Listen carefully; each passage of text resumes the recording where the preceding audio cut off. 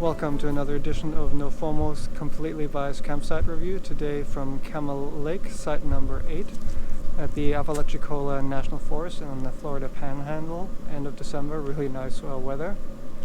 So this campground has 10 sites overall. About half of them are with hookup and electrics, and half of them, like ours, are without hookups.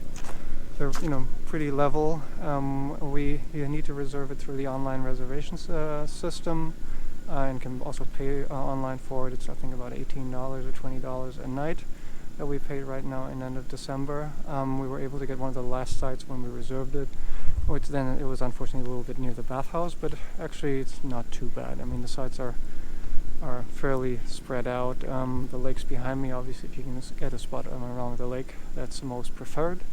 The hosts are super nice, both the on-duty host as well as the off-duty host, giving you a lot of recommendation. Look after everyone.